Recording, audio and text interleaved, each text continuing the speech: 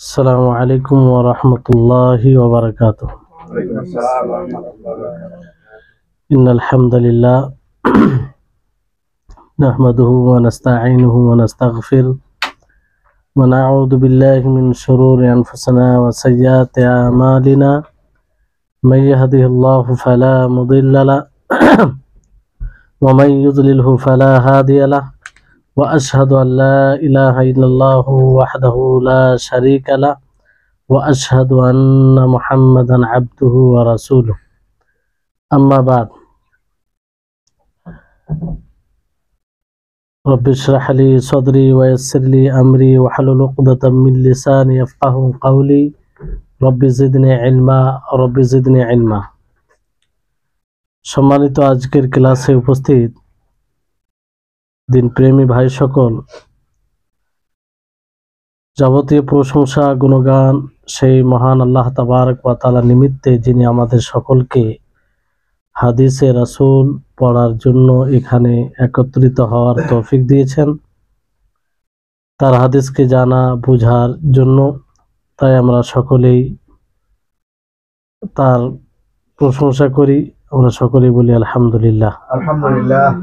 তারপরে আমাদের সকলে প্রাণপ্রিয় নবী করিম মুহাম্মদ মুস্তাফা সাল্লাল্লাহু আলাইহি ওয়াসাল্লাম, ওনার উপর অসংখ্য শান্তি ধারা বর্ষিত হোক, যে তিনি তার হাদিসের মাধ্যমে, তার প্রিয় অমীয় বাণীর মাধ্যমে আল্লাহ তাবারক ওয়া তাআলার প্রদত্ত শরীয়তের সারা সুস্পষ্ট করেছেন। ফলে আমরা তার উপরে আমল করতে সক্ষম হয়েছি। আপনারা জানেন যে আমরা পূর্বে হাদিস আল আরবাঈন আন-নাওয়াবী শুরু করেছিলাম। আজকে ইনশাআল্লাহ আমরা সেই হাদিস আল আরবাঈন আবার সেই ধারাবাহিক দার্সের মতো আজকে ষষ্ঠম ক্লাস পড়ব। আর আমাদের চলমান যেটি হাদিস ছিল সেটি হচ্ছে হাদিসে জিবরিল। এই হাদিস জিবরিল অনেক লম্বা হাদিস, আর এই হাদিসের যদি রীতিমতো ব্যাখ্যা করা যায় তো আরো কয়েক সপ্তাহ যাবে। তারপরে আমরা সংক্ষিপ্তভাবে একটু শেষ করার চেষ্টা করছি। তো আমাদের কথা এই পর্যন্ত পৌঁছেছিল যে জিবরিল আলাইহিস সালাম নবী সাল্লাল্লাহু আলাইহি সাল্লামকে জিজ্ঞাসা করেন যে ঈমান কি, ঈমান কাকে বলে। ঈমানের সংজ্ঞা জিবরিল আলাইহিস সালাম আল্লাহ নবীকে জিজ্ঞাসা করেছিলেন। আল্লাহ নবী বলেন যে আন তুমিনা বিল্লাহি ওয়া মালাইকাতিহি ওয়া কুতুবিহি ওয়া রুসুলিহি ওয়াল ইয়াউমিল আখির ওয়া তুমিনা বিল কদরি খাইরিহি ওয়া শাররিহি। যে ঈমান হচ্ছে আল্লাহর উপরে ঈমান নিয়ে আসা, তার ফেরেশতাগণের প্রতি ঈমান নিয়ে আসা, এবং তার কিতাব সমূহের প্রতি ঈমান নিয়ে আসা, এবং তার রাসূলগণের প্রতি ঈমান নিয়ে আসা। তো আমরা এর মধ্যে আল্লাহর প্রতি কিভাবে ঈমান নিয়ে আসবো, ফেরেশতাগণের প্রতি কিভাবে ঈমান নিয়ে আসবো, এবং তার আসমানী গ্রন্থসমূহের প্রতি, এই ব্যাপারে সংক্ষিপ্ত আলোচনা করেছিলাম। আজকে আলোচনা শুরু হবে তার রাসূলগণের প্রতি কিভাবে আমরা ঈমান নিয়ে আসব। এটি ঈমানের একটি রুকন, সেই ঈমানের 6টি স্তম্ভের মধ্যে একটি স্তম্ভ। তার রাসূলের উপরে ঈমান নিয়ে আসতে হবে। রাসূল কাকে বলা হয়? রাসূল যাকে আল্লাহ তাবারক ওয়া তাআলা দ্বীনের তাবলীগ করার জন্য প্রেরণ করেছেন, চয়ন করেছেন। রাসূল এবং নবী এই দুটি শব্দ ব্যবহার হয়। তা রাসূল এবং নবীর মধ্যে কি পার্থক্য আছে? পার্থক্য আছে দুটি শব্দের মধ্যে। নবী বলা হয় যার উপরে ওহী করা হয়, কিন্তু তার উপরে নতুন কোনো শরীয়ত নাজিল হয় না, অথবা তাকে কিতাব দেওয়া হয় না। পূর্বের যেটা শরীয়ত থাকে তারই উপরে আমল করার হুকুম দেওয়া হয়। আর রাসূল তার উপরে কিতাব নাজিল হয় এবং তাবলীগ করার আদেশ দেওয়া হয়। বুঝতে পারলেন? তো এই পার্থক্য।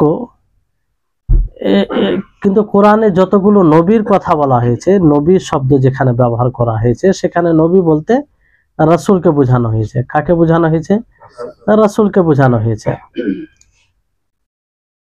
তো এবার অনেকগুলো নবী আছে যাদেরকে আল্লাহ তাআলা রাসূল হিসাবে পাঠাননি, শুধু নবী, মানে তাদের উপরে কিতাব আল্লাহ তাআলা নাজিল করেননি। তো এর কারণ কি? এর কারণ হচ্ছে যে পূর্বের যেটা শরীয়ত ছিল সেই শরীয়তেরই সেটা স্মরণ করিয়ে দেওয়ার জন্য আল্লাহ তাবারক ওয়া তাআলা তাদেরকে বাছাই করেছিলেন। বুঝতে পারলেন? তো এই রাসূল, সমস্ত রাসূল, যতগুলো রাসূলের নাম কোরআনে হাদিসে এসেছে তার উপরে ঈমান নিয়ে আসতে হবে, নাম সহ। বুঝা গেছে? আর এই রাসূলের মধ্যে কিছু রাসূল মানে বেশি ফজিলতের অধিকারী, আর কিছু রাসূল কম। যেমন আল্লাহ তাবারক ওয়া তাআলা একটি আয়াতের মধ্যে বলেন, ওয়ামাই ইউতিইল্লাহা ওয়া রাসূলাহু ফাউলাইকা মাআল্লাযীনা আন'আমা আল্লাহু আলাইহিম মিনান নাবিয়্যিনা ওয়াস সিদ্দীকিনা ওয়াশ শুহাদাই ওয়াস সালিহিন। যে যারা আল্লাহ এবং রাসূলের অনুসরণ করবে তারা তাদের সাথে থাকবে যাদের উপরে আল্লাহ তাআলা ইনআম করেছেন, নবীদের মধ্যে, সিদ্দীকিনদের মধ্যে, শুহাদা, সালিহিন। তো বিষয়টি হচ্ছে যে রাসূলদের মধ্যে সবচেয়ে যারা মর্যাদার অধিকারী বেশি রাসূলদের মধ্যে তারা হচ্ছে উলুল আজম। 5টি নবীকে পাঁচটি রাসূলকে উলুল আজম বলা হয়। কি বলা হয়? উলুল আজম বলা হয়। উলুল আজম বলতে কি? যে সব নবী রাসূল, যেসব রাসূলগণ আল্লাহর দিকে দাওয়াত প্রচারে সুদৃঢ় ইচ্ছার অধিকারী রাখেন, মানে প্রবল ইচ্ছা রাখেন আল্লাহর দ্বীনের দাওয়াতে, এদেরকে উলুল আজম বলা হয়। কি বলা হয়? উলুল আজম। আর উলুল আজম 5 জন রাসূল রয়েছে। কয়জন? 5 জন। কে কে? মুহাম্মদ সাল্লাল্লাহু আলাইহি সাল্লাম, নূহ আলাইহিস সালাম, ইব্রাহিম আলাইহিস সালাম, মূসা আলাইহিস সালাম, ঈসা আলাইহিস সালাম। কয়জন হলো? এর দলিল হচ্ছে সূরা আহজাবের 7 নম্বর আয়াত। আল্লাহ তাবারক ওয়া তাআলা বলেন, ওয়াইদ আখাযনা মিনান নাবিয়্যিনা মিসাকাহুম ওয়া মিনকা ওয়া মিন নূহ ওয়া ইব্রাহিম ওয়া মূসা ওয়া ঈসা। এখানে আল্লাহ তাবারক ওয়া তাআলা 5 জন রাসূলের কথা বলেছেন। হ্যাঁ, মিনকা বলতে আপনার থেকে, অর্থাৎ রাসূল সাল্লাল্লাহু আলাইহি সাল্লামকে সম্বোধন করা হয়েছে। নূহ আলাইহিস সালাম, ইব্রাহিম আলাইহিস সালাম, মূসা আলাইহিস সালাম, ঈসা আলাইহিস সালাম। তো যাই হোক, 5 জন রাসূলকে কি বলা হয়? উলুল আজম বলা হয়। এনারা দাওয়াতে প্রচারে সুদৃঢ় ইচ্ছা রাখতো, কিংবা খুব এগিয়ে ছিলেন তারা। বুঝতে পারলেন? তারপরে রাসূল সাল্লাল্লাহু আলাইহি সাল্লাম আল্লাহর খলিল, তাই না? আল্লাহর 2 জন রাসূল খলিল রয়েছে। কে কে বলেন তো? ইব্রাহিম আলাইহিস সালাম ও রাসূল সাল্লাল্লাহু আলাইহি সাল্লাম, 2 জন খলিল। আর খলিল খুল্লা তার জন্যই বলা হয় যে সবচেয়ে কাছের হয়, সবচেয়ে বেশি কাছের হয়। এর চেয়ে গভীর আর কারো সাথে বন্ধুত্ব হয় না। খুল্লা হচ্ছে সবচেয়ে উঁচু মানে লেভেলের। বুঝতে পারলেন? যেমন আল্লাহ তাবারক ওয়া তাআলা ইব্রাহিম আলাইহিস সালাম সম্পর্কে বলেন, ওয়াত্তাখাযাল্লাহু ইব্রাহিমা খালিলা, যে আল্লাহ তাআলা ইব্রাহিম আলাইহিস সালামকে খলিল বানিয়েছেন। কি বানিয়েছেন? খলিল বানিয়েছেন। অনুরূপভাবে নবী সাল্লাল্লাহু আলাইহি সাল্লাম। বুঝতে পারলেন? তো ইব্রাহিম আলাইহিস সালামকে আল্লাহ তাআলা কেন খলিল বানাচ্ছেন? আপনারা তো জানেন তিনি কত কুরবানি করেছেন। তিনাকে যত পরীক্ষা করা হয়েছে সমস্ত পরীক্ষায় তিনি উত্তীর্ণ হয়েছে। ওয়াইদ ইবতালা ইব্রাহিম রাব্বুহু বিকালিমাতিন ফাতাম্মাহুন্না, যে আল্লাহ তাআলা তাকে যতগুলো পরীক্ষা করেছেন সমস্ত পরীক্ষায় তিনি উত্তীর্ণ হয়েছেন। বুঝতে পারলেন? এই জন্য মানে যে যার যতটা ঈমান মানে বেশি বা বেশি ঈমানের অধিকারী, সে ততটাই পরীক্ষার সম্মুখীন হয়ে যায়। বুঝতে পারলেন? তো এই রাসূলগণের প্রতি সকলকে ঈমান নিয়ে আসতে হবে। যতগুলো রাসূল এসেছে আল্লাহ তাআলা পাঠিয়েছেন, এবং যতগুলো রাসূলগণের নাম আল্লাহ তাআলা নিয়েছেন কোরআনুল কারীমে, হাদিসে যে রাসূলগণের নাম এসেছে সেগুলোর উপরে সকলের উপরে ঈমান নিয়ে আসতে হবে। বুঝতে পারলেন? অনেকগুলো রাসূল রয়েছে যাদের নাম আল্লাহ তাবারক ওয়া তাআলা নেয়নি, তাই না? অনেকগুলো রাসূল রয়েছে যাদের নাম আল্লাহ তাআলা নিয়েছেন। আল্লাহ তাআলা নিজেই একটি জায়গায় স্পষ্ট করেন যে আমি কিছু রাসূলের কথা বর্ণনা করেছি আর অনেক রাসূলের কথা বর্ণনা করিনি। যেমন আর-রাসূল মিনহুম মান কাসসাফ, মানে কোরআন কারীমে কিছু রাসূলের কথা বর্ণনা করা হয়েছে। আল্লাহ তাআলা যেমন বলেন যে কয়েক জায়গা আছে, যেমন মানে এক কথায় কিছু রাসূলের গুণের কথা আল্লাহ তাআলা বলেছেন, আর অনেক রাসূলের কথা বলেননি। বুঝতে পারলেন? তো সর্বপ্রথম রাসূল কে? সর্বপ্রথম না, নূহ আলাইহিস সালাম। আদম আলাইহিস সালাম শুধু নবী ছিলেন। কি ছিলেন? নবী ছিলেন। আর নূহ আলাইহিস সালাম কি ছিলেন? রাসূল ছিলেন। আদম আলাইহিস সালাম শুধু নবী ছিলেন। আর এই জন্য আপনাদেরকে প্রথমেই বলেছি যে রাসূল এবং নবীর মধ্যে পার্থক্য রয়েছে। বুঝতে পারলেন? তো রাসূল কাকে বলা হয়? রাসূল তাকে বলা হয় যে যাকে নতুন শরীয়ত দেওয়া হয়েছে, যাকে নতুন শরীয়ত দেওয়া হয়েছে এবং তার তাবলীগ করার আদেশ দেওয়া হয়েছে। নবী কাকে বলা হয়? যাকে যার উপরে শরীয়তের ওহী করা হয়েছে এবং পূর্বের শরীয়তের উপরে আমল করার হুকুম দেওয়া হয়েছে। বুঝতে পারলেন? কিন্তু তাবলীগ করার আদেশ দেওয়া হয়নি। নবী তাকে বলা হয়। বুঝতে পারলেন? আর রাসূল তাকে বলা হয় যাকে নতুন শরীয়ত দিয়েছে এবং তাকে তাবলীগ করার আদেশ দেওয়া হয়েছে। বুঝতে পারলেন? তো এইভাবে পার্থক্য করেছেন অনেকে। তাহলে রাসূল গণের প্রতি ঈমান আনতে হবে। ঈমানের 6টি রুকনের মধ্যে একটি রুকন হচ্ছে রাসূল গণের প্রতি ঈমান। বিস্তারিত আলোচনায় গেলাম না। তারপরে আল্লাহ নবী কি বললেন? যে আখিরাতের প্রতি ঈমান নিয়ে আসা। কার প্রতি? আখিরাতের প্রতি ঈমান নিয়ে আসা। আখিরাতের প্রতি ঈমান নিয়ে আসতে হবে। এই জন্য মানুষের যে অবস্থান কিংবা মানুষের জীবন যদি দেখা যায়, চার প্রকারের জীবন আছে। কয় প্রকারের? 4 প্রকারের। অর্থাৎ মানুষের যে জীবনের বিভাগ আছে, চার বিভাগে বিভক্ত করতে পারেন। একটা হচ্ছে মায়ের পেটের জীবন, আর দ্বিতীয় হচ্ছে দুনিয়ার জীবন, আর তৃতীয় হচ্ছে বারজাখী জীবন। কবরের জীবনকে বারজাখী জীবন বলা হয়। কিয়ামতের পূর্বে পর্যন্ত যে জীবনটা, যে সময়টা থাকে তাকে বারজাখী জীবন। আর একটা হচ্ছে কিয়ামতের দিন থেকে নিয়ে আখিরাত। তাহলে এই 4 প্রকার জীবন হলো কি হলো না? একটা হচ্ছে মায়ের পেটের জীবন, তাই না? 4 মাস পরে তো রূহ ফুঁকে দেওয়া হয় কি হয় না? রূহ ফুঁকে দেওয়া হয়, তারপরে তো জীবিত থাকে।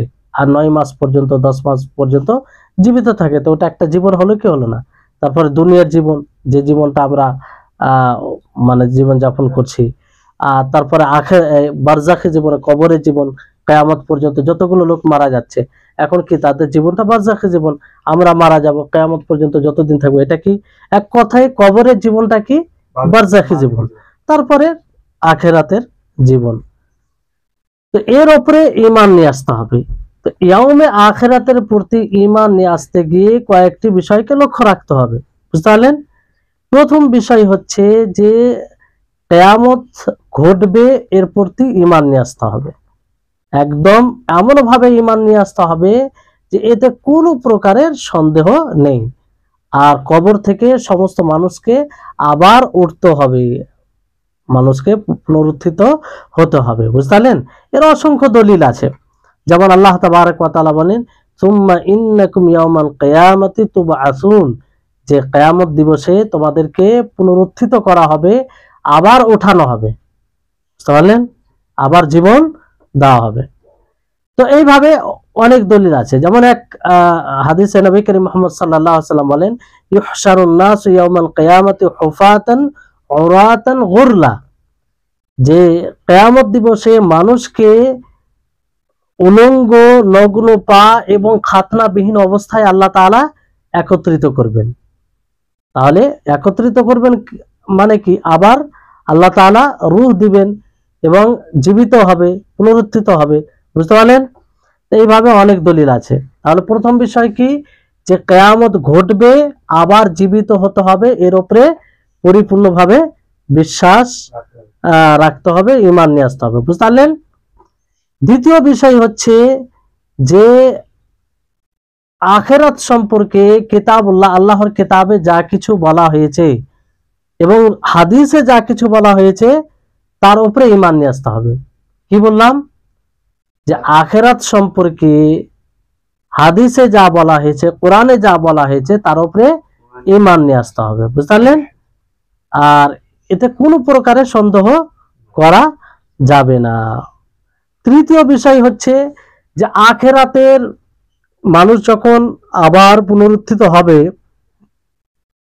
তারপরে কিয়ামত দিবস থেকে নিয়ে পরবর্তীতে যা কিছু হবে হাদিসে বলা হয়েছে, যেমন হজ, শাফাত, সিরাত, পুলসিরাত, জান্নাত, জাহান্নাম। হ্যাঁ, জান্নাত নিয়ামতের জায়গা, জাহান্নাম কিসের জায়গা? শাস্তির জায়গা। তো এগুলোর উপরে পরিপূর্ণভাবে বিশ্বাস রাখতে হবে, পরিপূর্ণভাবে বিশ্বাস রাখতে হবে, কোনো প্রকারের সন্দেহ চলবে না। এর মধ্যে কোন একটি বিষয়ে যদি কেউ সন্দেহ পোষণ করে, কেউ কেউ কোনো ব্যক্তি যদি সবকিছুর উপরে ঈমান নিয়ে আসে, সবকিছুর উপরে ঈমান নিয়ে আসে কিন্তু জান্নাতের উপরে ঈমান না নিয়ে আসে, সে মুমিন হবে? হবে না। মানে এক কথায় আখেরাতের পরবর্তী বিষয়ে, আখেরাত থেকে নিয়ে এই কিয়ামত যখন ঘটবে তখন থেকে নিয়ে পরবর্তী জীবনে যা কিছু বলা হয়েছে সবকিছুর উপরে ঈমান নিয়ে আসতে হবে। হজ হোক, শাফাত হোক, পুলসিরাত হোক, অথবা জান্নাত জাহান্নাম হোক, যা কিছুই হোক না কেন, বুঝতে পারলেন? তো এই হচ্ছে বিষয়। যেমন মানুষের মৃত্যুর পরে কবরের ফিতনা রয়েছে। কবরের ফিতনা আছে কি নেই? কবরের ফিতনা বলতে কি? মানুষকে যে তিনটি প্রশ্ন করা হবে। কি কি তিনটি প্রশ্ন করা হবে? মার রব্বুকা, ওমা দীনুকা, মান নাবিয়ুকা। এই তিনটি প্রশ্ন করা হবে প্রত্যেকটি মানুষকে, ধনী গরিব, হ্যাঁ, বিত্তশালী, যেই হোক না কেন, মানুষ বলতেই তাকে তিনটি প্রশ্ন করা হবে। তো এর উপরে ঈমান আনতে হবে। এর উপরে যদি আমরা মজবুত ভাবে ঈমান আনি তাহলে এর ফলাফল ভালো হবে আমাদের জীবনে। আমরা ভয় করব, আমরা এর প্রস্তুতি নেব। কারণ এই তিনটি প্রশ্ন এমন নয় যে আমরা মুখস্থ করে গেলাম আর তার উত্তর দিয়ে দিলাম, এরকম বিষয় না এটা। বরং এটার উত্তর আমলের ভিত্তিতে হবে। কিসের ভিত্তিতে? আমলের ভিত্তিতে। জ্ঞান অর্জন করবে এবং সেই জ্ঞান অনুযায়ী আমল করবে, সেই ভিত্তিতে উত্তর দিতে পারবে। আমল না থাকলে এর উত্তর দেওয়া সম্ভব হবে না। চতুর্থ বিষয় হচ্ছে যে কবরে আযাব রয়েছে এবং কবরে নেয়ামত রয়েছে। তো কবরে আযাব এবং নেয়ামতের উপরে ঈমান নিয়ে আসতে হবে। যদি ভালো মানুষ হয় তাহলে সে নেয়ামতে থাকবে, আর যদি মন্দ মানুষ হয়, পাপী হয়, তাহলে সে আযাবে থাকবে। তো এর উপরে ঈমান নিয়ে আসতে হবে, বুঝতে পারলেন? তাহলে এই চারটি বিষয়ের উপরে ঈমান নিয়ে আসতেই হবে। তাহলে ইয়াউমে আখিরাতের প্রতি বিশ্বাস, ইয়াউমে আখিরাতের প্রতি ঈমান পরিপূর্ণ হবে। কি কি চারটি বিষয় বললাম? যে কিয়ামত আবার আমাদেরকে জীবিত হতে হবে, পুনরুত্থিত হতে হবে, হ্যাঁ, সবাইকে একত্রিত হতে হবে, এটা ঘটবে, এর উপরে দৃঢ় বিশ্বাস ঈমান নিয়ে আসতে হবে। দ্বিতীয় বিষয় হচ্ছে যে আখিরাত সম্পর্কে যা কিছু এসেছে কোরআন ও হাদিসে তার উপরে বিশ্বাস করতে হবে, তার উপরে ঈমান নিয়ে আসতে হবে, বুঝতে পারলেন? এটা কোনো কঠিন বিষয় নাই। আল্লাহ তাআলা যেমন শুরুতে সৃষ্টি করেছেন অনুরূপভাবে আবার আমাদেরকে পুনরুত্থিত করবেন, এটা কোনো কঠিন বিষয় নয়। যেমন আল্লাহ তাআলা বলেন সূরা আম্বিয়ার 104 নম্বর আয়াতে, কামা বাদানা আউওয়ালা খালকিন নুঈদুহু, যে আমি যেমন ভাবে প্রথমবার সৃষ্টি করেছি অনুরূপভাবে আবার পুনরায় তাদেরকে সৃষ্টি করব। তো এটা কোনো আল্লাহর জন্য কোনো কঠিন, প্রথমেও আর শেষেও কোনো কঠিন বিষয় নয়, বুঝতে পারলেন? তৃতীয় বিষয় যে হাউজ, শাফাত, জান্নাত, জাহান্নাম, পুলসিরাত, হিসাব কিতাব যা কিছু আখিরাত সম্পর্কে বলা হয়েছে তার উপরে কঠোরভাবে ঈমান নিয়ে আসতে হবে, ঠিক আছে? তারপরে 4 নম্বর বিষয় হচ্ছে যে কবরের আযাব, কবরের নেয়ামত। দেখেন, এই সবের প্রতি যদি আমাদের ঈমান থাকে তাহলে লাভটা কি? যে আমরা ভয় করব। আজকে আমরা এই ইয়াউমে আখিরাতের প্রতি সঠিকভাবে ঈমান না নিয়ে আসার কারণে বারবার কবরের আযাব সম্পর্কে বলা হয়, পুলসিরাত সম্পর্কে বলা হয়, জান্নাতের সম্পর্কে বলা হয়, জাহান্নাম সম্পর্কে বলা হয়, অথচ আমাদের জীবনে কোনো পরিবর্তন ঘটে না। তার মানে কি আমরা ওই রকম বিশ্বাস রাখতে পারিনি, ওই রকম ভাবে ঈমান আনতে পারিনি যেমন ভাবে সাহাবায়ে কেরাম ঈমান এনেছিলেন। যে তারা বলছেন যে দেখে যতটা ঈমান হতো তার চেয়ে বেশি এখন ঈমান, মানে না দেখেই তিনারা এতটা বিশ্বাস ঈমান রাখতেন। তো ওই রকম ভাবে যদি আমরা ঈমান আনি, তো যে কোনো গুনাহ করতে গিয়ে আমরা ভাববো যে না, এই সম্পর্কে আমাদেরকে হিসাবের সম্মুখীন হতে হবে। যদি আমরা পাপের কাজ করি তাহলে আমরা আযাবের সম্মুখীন হব। হ্যাঁ, তারপরে শেষ যেটি রুকুন হচ্ছে সেটা হচ্ছে ওয়া তুমিনা বিল কদরি খাইরিহি ওয়া শাররিহি, ভালো মন্দ ভাগ্যের প্রতি ঈমান নিয়ে আসতে হবে। বুঝতে পারলেন? ভালো মন্দ ভাগ্য, ভালো মন্দ ভাগ্য বলতে আল্লাহর পক্ষ থেকে মন্দ নয়, এটা বান্দার কর্মের ক্ষেত্রে মন্দ হয়। বুঝতে পারলেন? তো এর প্রতি ঈমান নিয়ে আসতে হবে। এটা একটা জটিল বিষয়। আজকে দেখবেন এই তাকদীরের প্রতি ঈমান আসলে একজন মুমিন বান্দার জন্য প্রশান্তির একটা মাধ্যম, সান্ত্বনা পাওয়ার একটা মাধ্যম। বুঝলেন? কোন মুমিন হতাশ হবে না যদি সে ঠিক মতো এই তাকদীরের প্রতি বিশ্বাস থাকে। কোন মুমিন কারো প্রতি হিংসা করতে পারে না যদি সে তাকদীরের প্রতি ঈমান নিয়ে আসে। কোন মুমিন কারো ক্ষতি করার চেষ্টা করবে না যদি সে কি করে, তাকদীরের প্রতি ভালোভাবে ঈমান নিয়ে এসে থাকে। কারণ তাকদীর মানেই যে আল্লাহ তাআলা নির্ধারণ করেছেন, যার জন্য যতটা আল্লাহ তাআলা নির্ধারণ করেছেন সে ততটা পাবেই। তার হিংসা করে কোনো লাভ নেই, তার ক্ষতি করার প্রচেষ্টা করে কোনো লাভ নেই। কারণ তার ভাগ্যে যদি সে ক্ষতিটা থাকে হবে, না থাকলে হবে না। পৃথিবীর পুরো শক্তি যদি একত্রিত হয়ে যায় আর তার ক্ষতি করতে চায় আর সেই ক্ষতিটা না থাকে, তাহলে ক্ষতি করতে পারবে না। বুঝতে পারলেন? তো এটা একটা দেখেন, এই বিষয়ের প্রতি আমরা পরিপূর্ণভাবে কখন ঈমান নিয়ে আসতে পারবো, এখানেও কয়েকটি বিষয়কে লক্ষ্য রাখতে হবে। প্রথম বিষয় হচ্ছে যে আমরা এই কথার প্রতি ঈমান নিয়ে আসবো যে আল্লাহ তাআলা সমস্ত বিষয়কে জানেন। আল্লাহ তাআলা সমস্ত বিষয়কে জানেন। আল্লাহর ইলম থেকে কোনো জিনিস ছুপিত নয়। আল্লাহ তাবারক ওয়া তাআলা বিস্তারিতভাবে, সংক্ষিপ্তভাবে, সব রকম ভাবে আল্লাহ তাবারক ওয়া তাআলা জানেন। বুঝতে পারলেন? এইভাবে ঈমান নিয়ে আসতে হবে যে আল্লাহ তাবারক ওয়া তাআলার জ্ঞানে সবকিছু রয়েছে। আল্লাহ তাবারক ওয়া তাআলার জ্ঞানে সবকিছু রয়েছে, বিস্তারিতভাবে, সংক্ষিপ্তভাবে, সব রকম ভাবে। এর দলিল কি? আল্লাহ তাবারক ওয়া তাআলা বলেন আল্লাহু বিকুল্লি শাইইন আলিম। আল্লাহ তাআলা প্রত্যেকটা জিনিসকে জানেন, তিনি জ্ঞান রাখেন প্রত্যেকটা জিনিস সম্পর্কে। তো পৃথিবীর কোন মাখলুকই আল্লাহর জ্ঞান থেকে বাইরে নয়। বুঝতে পারলেন? তাহলে এই জ্ঞান যদি থাকে আমার আপনার, মানে এই ঈমান যদি থাকে আমার আপনার মধ্যে, তো আমরা গোপনে যখন থাকবো, নির্জনে থাকবো, কেউ থাকবে না, তখন হয়তো মানুষের দৃষ্টির আড়ালে থাকার কারণে আমরা গুনাহ করতে যাব। আর সেই সময় যদি আমরা এটা স্মরণ করি না, আল্লাহ তাআলার দৃষ্টি থেকে আমরা ছুপিত নয়, তিনি দেখছেন আমাদেরকে, আমরা যা কিছু করছি তিনি দেখছেন, তাহলে আমরা গুনাহ করব, সেই গুনাহ থেকে বিরত থাকব। যতটা এর উপরে আমরা মজবুত ঈমান রাখবো ততটাই আমরা দূরে থাকবো পাপ থেকে। বুঝতে পারলেন?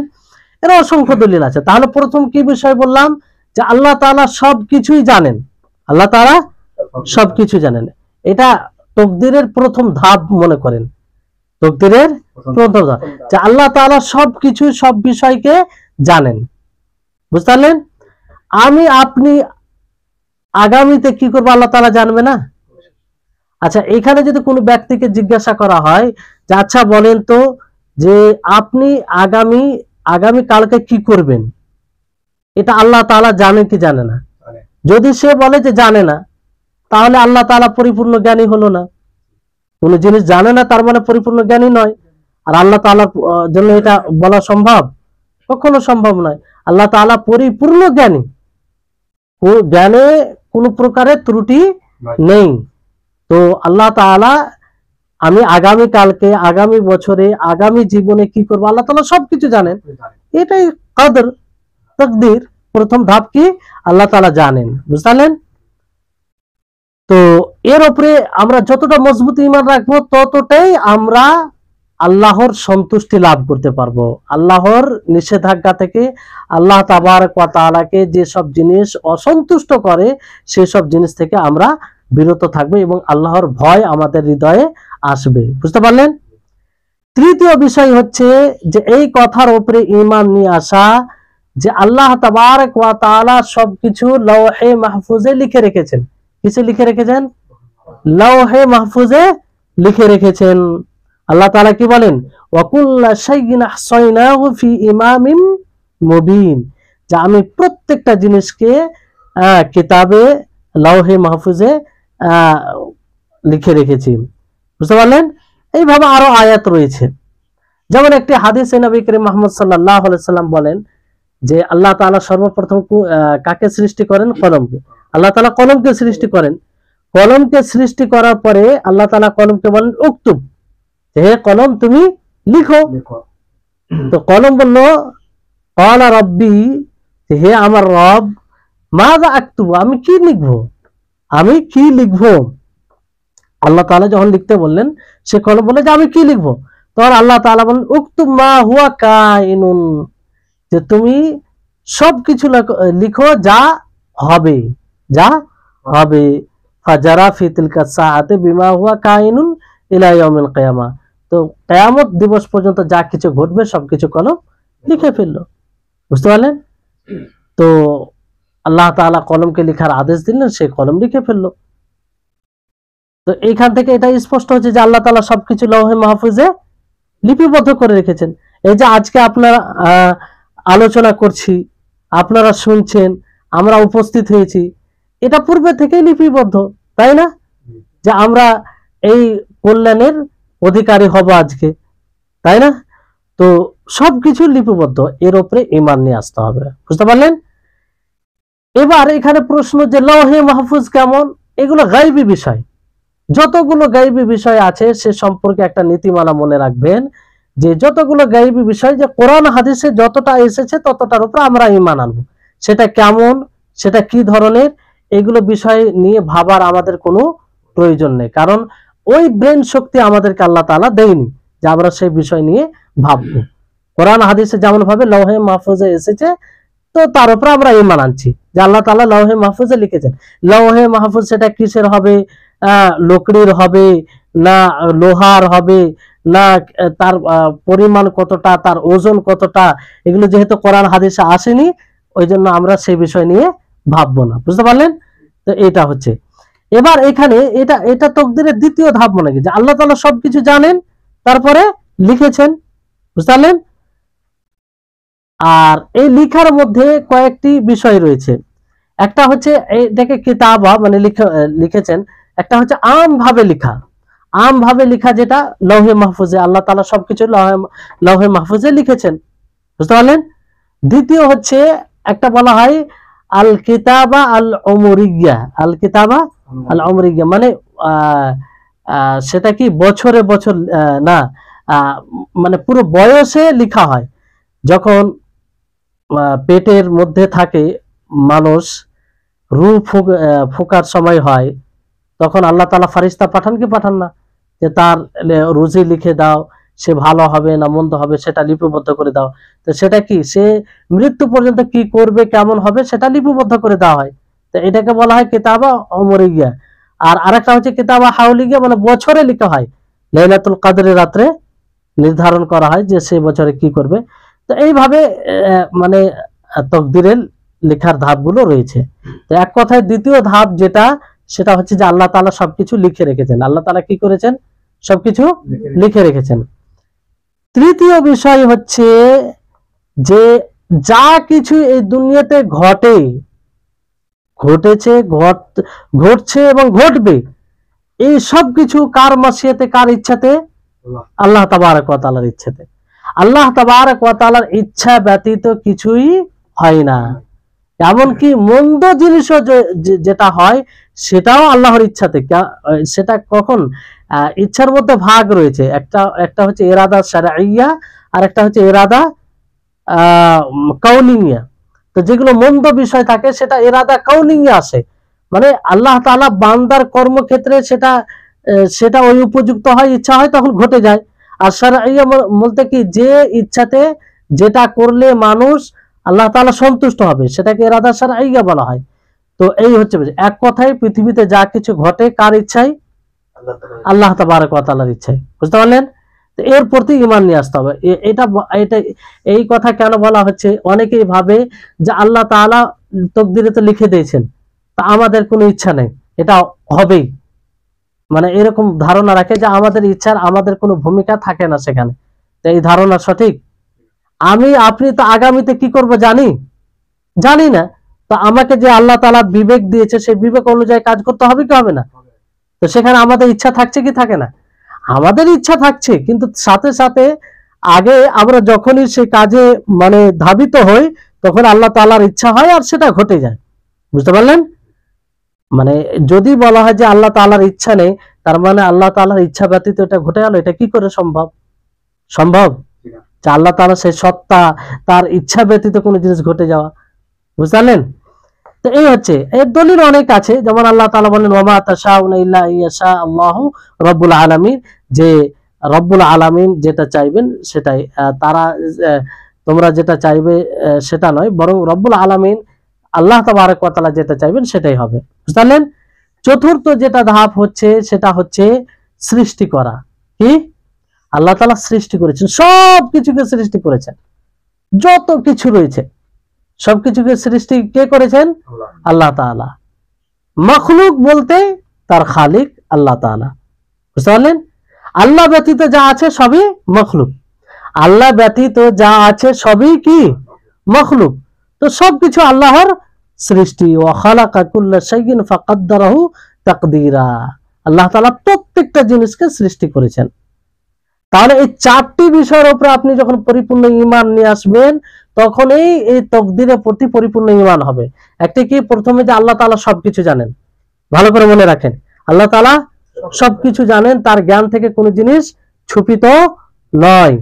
দ্বিতীয় বিষয় হচ্ছে যে আল্লাহ তাআলা সবকিছু লিখে রেখেছেন, আল্লাহ তাআলা লিখে রেখেছেন, বান্দা যা করবে লৌহে মাহফুজে সেটা লিপিবদ্ধ আছে। বুঝতে পারলেন? তৃতীয় হচ্ছে যে আল্লাহ তাবারক ওয়া তাআলার ইচ্ছাতেই সবকিছু ঘটে, আল্লাহ তাবারক ওয়া তাআলার ইচ্ছাতে সবকিছু ঘটে। এমন নয় যেটা মুকাদ্দারা আছে সেটা বান্দার ইচ্ছাতে ঘটে, সেখানে আল্লাহর ইচ্ছা থাকে না, এরকম বিষয় নয়, বরং আল্লাহ তাআলার ইচ্ছা না হলে ঘটবে না সেটা। বুঝতে পারলেন? চতুর্থ হচ্ছে যে আল্লাহ তাআলা সমস্ত কিছু সৃষ্টি করেছেন, আল্লাহ তাআলা কি করেছেন? সমস্ত কিছু সৃষ্টি করেছেন। তাহলে এই চারটি বিষয় আমাদের মধ্যে থাকতেই হবে। বুঝতে পারলেন? তাহলে এই হচ্ছে ঈমানের 6টি রুকন। হাদিসে জিবরিলে যখন জিবরিল আলাইহিস সালাম নবী সাল্লাল্লাহু আলাইহি ওয়াসাল্লামকে বলেন যে হে মুহাম্মদ আখবিরনি আনিল ঈমান, আপনি ঈমান সম্পর্কে আমাদেরকে বলুন, তখন আল্লাহর নবী কি বলেন? আল ঈমান আন তুমিনু বিল্লাহি ওয়া মালাইকাতিহি ওয়া কুতুবিহি ওয়া রুসুলিহি ওয়াল ইয়াউমিল আখির ওয়া তুমিনু বিল কদরি খাইরিহি ওয়া শাররিহি। এই 6টি ঈমান, মানে এর উপরে যদি কোনো একটি বিষয় আপনি সঠিকভাবে ঈমান না আনেন, তাহলে আপনি মুমিন হতে পারবেন না। বুঝতে পারলেন?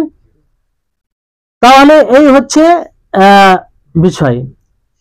তো এই 6টি বিষয়ে আমাদেরকে ঈমান নিয়ে আসতে পরিপক্ক, মানে ভালোভাবে ঈমান নিয়ে আসতে হবে, আর যাতে এতে কোনো প্রকারের ত্রুটি না থাকে আমাদেরকে এই চেষ্টা করতে হবে।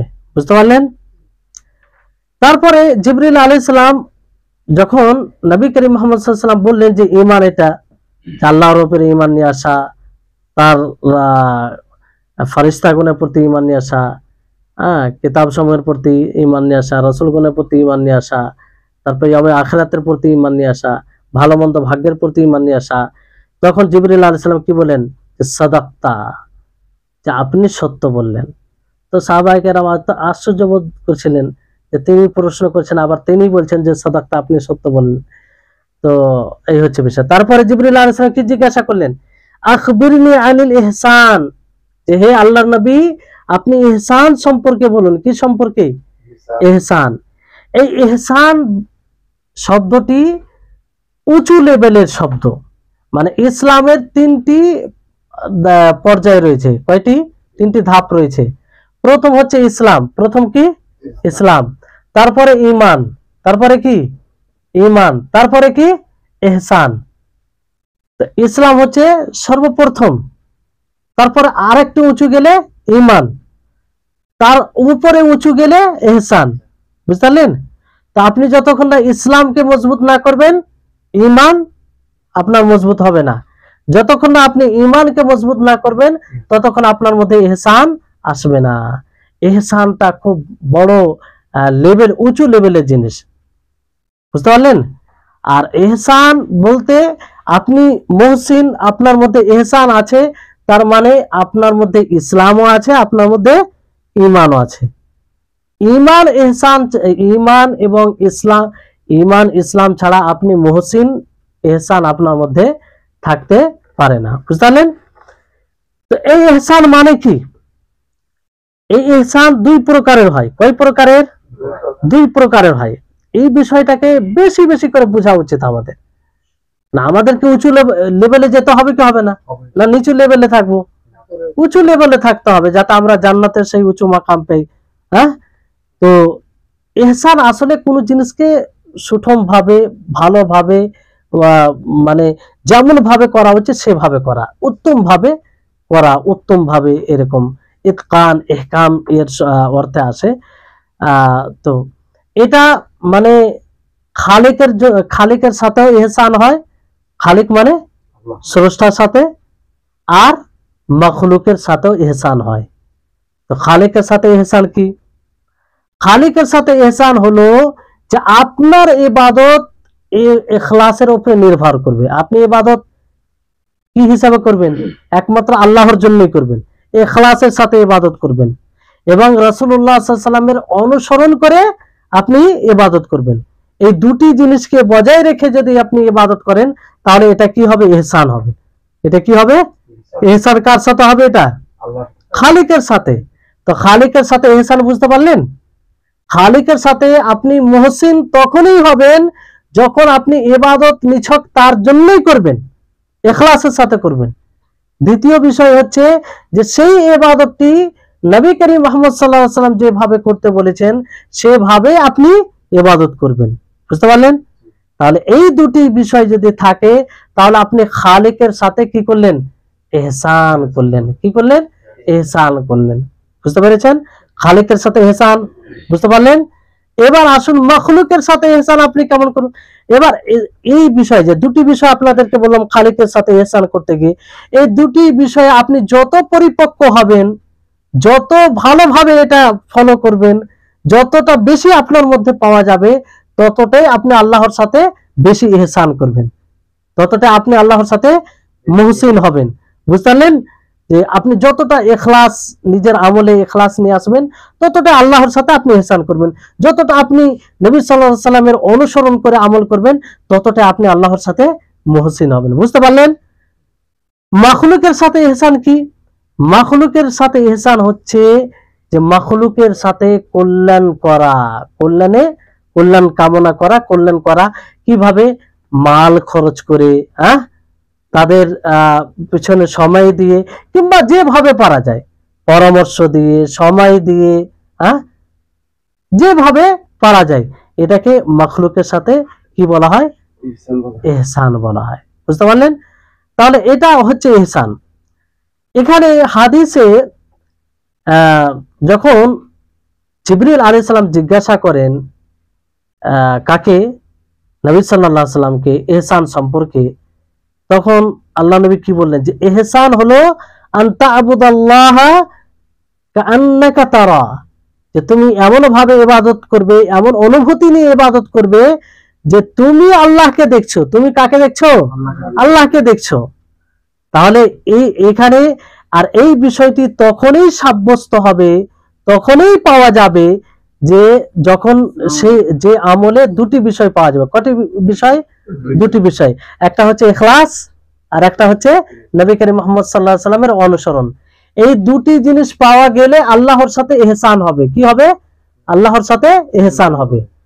এই দুটি জিনিস যদি না পাওয়া যায় তাহলে এই অনুভূতি নিয়ে আসা কখনো সম্ভব হবে না, কখনো সম্ভব হবে না, বুঝতে পারলেন? তাহলে এটা হচ্ছে, আর এই জন্য এটাকে ইবাদতের তলব বলা হয়, শৌক বলা হয়। কারণ এই অবস্থায় মানুষ উদ্বুদ্ধ হয়, মানুষ চাহিদা রাখে, আগ্রহী হয়, বুঝতে পারলেন? যে মানুষ যখন ইবাদত করে তো সে মনে করে সে আল্লাহকে দেখছে, আল্লাহকে দেখছে, কারণ সেই আমলে ইখলাস পাওয়া যায় এবং রাসূল সাল্লাল্লাহু আলাইহি ওয়াসাল্লামের অনুসরণ পাওয়া যায়। যদি এই অনুভূতি কষ্টকর হয় তাহলে তারপরের পরের ধাপ কি, যে ফাইল্লাম তাকুন তারাহু ফাইন্নাহু ইয়ারাকা। যদি তুমি এই অনুভূতি নিয়ে আসতে না পারো যে আল্লাহ তাআলাকে তুমি দেখছো, তাহলে কমসে কম এটা ভাবো যে আল্লাহ তাআলা তোমাকে দেখছে, আল্লাহ তাআলা তোমাকে দেখছে। কারণ এই অনুভূতি যখন থাকবে তো এতে কি হবে, ভয় হবে যে আল্লাহ তাআলা আমাকে দেখছে, তার মানে তার ইবাদত সঠিক মতো করব। আমি যখন সলাতে দাঁড়াবো আর এই অনুভূতি যদি থাকে, প্রথম অনুভূতি না থাকে যে আল্লাহ তাআলাকে আমি দেখছি, সেটা থাকলে তো সবচেয়ে উঁচু, সেখানে কিছু করার মানে থাকবে না। কিন্তু সেটা যদি না থাকে, এই অনুভূতি থাকে যে আল্লাহ তাআলা আমাকে দেখছে, তাহলে আমি ঠিক মতো ইবাদত করব কি করব না। মালিকের সামনে যখন কাজ করে মানুষ, তখন কেমন ভাবে করে, ভালোভাবে করে কি করে না, ভয় করে করে। তো এই অনুভূতি নিয়ে ইবাদত করা, এটাকে ইবাদতুল খৌফ বলা হয়। কি বলা হয়? হ্যাঁ, খৌফ মানে আল্লাহ তাআলাকে ভয় করে ইবাদত করা। আল্লাহ তাআলার ইবাদত এই উদ্দেশ্যে করা যাতে তার আযাব থেকে বাঁচতে পারে। হ্যাঁ, তার আযাব থেকে বাঁচতে পারে। বুঝতে পারলেন? তো এই হচ্ছে বিষয়। তো এটাকে অনেকেই মারতাবাতুল হারাব বলেছেন, এটাকে পরে যেটা স্টেপ সেটাকে হারাব বলেছেন, মানে ভয়ে আল্লাহর আযাব থেকে বাঁচার জন্য ইবাদত করা। যে আল্লাহ তাআলা আমাকে দেখছে, তার মানে কি, যে তার আযাব থেকে বাঁচার জন্য আমাকে ইবাদত করতে হবে। আর আল্লাহ তাআলাকে আমি দেখছি মানে আমি নিজে আগ্রহী হব ইবাদত করার জন্য। বুঝতে পারলেন? তো এটা হচ্ছে আল্লাহর সাথে ইহসান। বুঝতে পারলেন? আল্লাহর সাথে ইহসানের সাথে কটা জিনিস থাকবে? দুটি জিনিস। কি কি? ইখলাসের সাথে এবং নবী করিম মুহাম্মদ সাল্লাল্লাহু আলাইহি ওয়াসাল্লামের অনুসরণের সাথে ইবাদত করা। বুঝতে পারলেন? বিষয়টি খুবই গুরুত্বপূর্ণ। এই বিষয়টি যত ভালো বুঝতে পারবেন, ততই আপনি ইবাদতকে সুন্দর করতে পারবো।